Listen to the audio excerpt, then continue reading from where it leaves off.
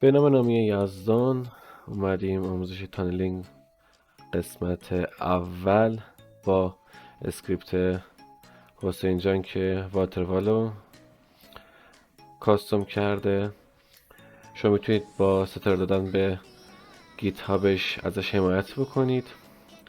بریم سراغ آموزش که یک خط کد هست برای اینستال داخل ایران و سرور خارج. اینو پیستش میکنیم و سرور ایران اول نصب میکنیم و سرور خارج هم هسته رو نصب میکنیم.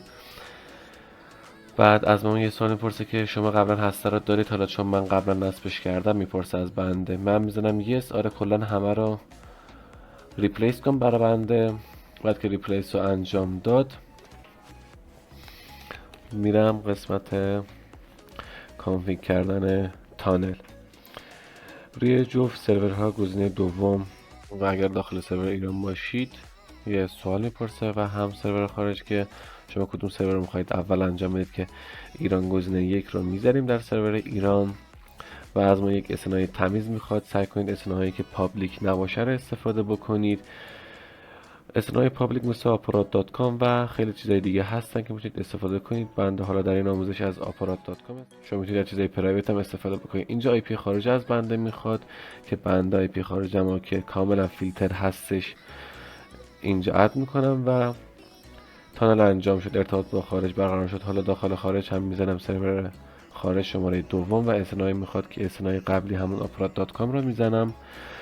بعد آی پی سرور ایران میخواد برای اتصال ارتباط که من اینجا پیست میکنم و اینتر میزنم. اینجا کاملا تانل انجام شده و برقرار شده. کل پورت های ایران فوروارد شده روی سرور خارج.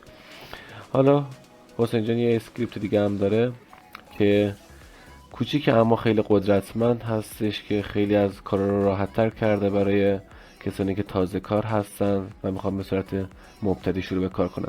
بعد داخل سرور خارج پیست میکنم این اسکریپتو.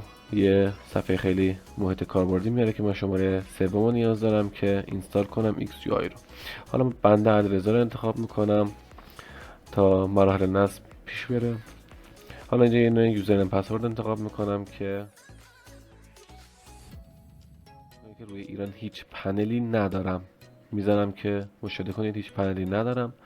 حالا میام داخل مرورگرم آی پی ایران رو سرچ میکنم و با پورت 1212 که داخل چیز گذاشتیم سرور خارج و اینتر میکنم. بعد که اینتر میکنم پنل برای من بالا میاد که میرم قسمت این باندها برای تستشن اکانت میسازم با فرمت ویلس TCP HTTP با هدر و سهام.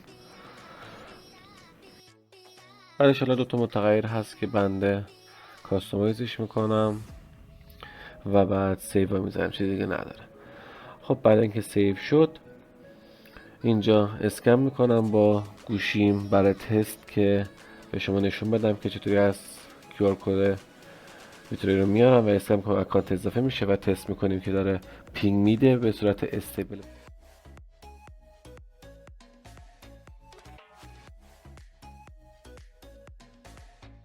DSP تست هم بگیرم. حالا بنده مودم خونگی هم نویز داره و زیاد شرایط مساعدی نداره و همونطور که میبینید پینگ خیلی خوب داره روی آمستردام میده و حد اکثر سرعت دانلود و آپلود مودم بنده رو میده.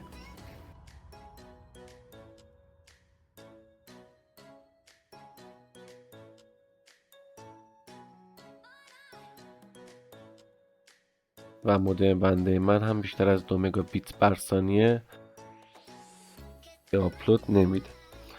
حالا متشکرم از این ویدیویی که تماشا کردید. امیدوارم بدون مشکل بتونید تانلتون رو انجام بدید.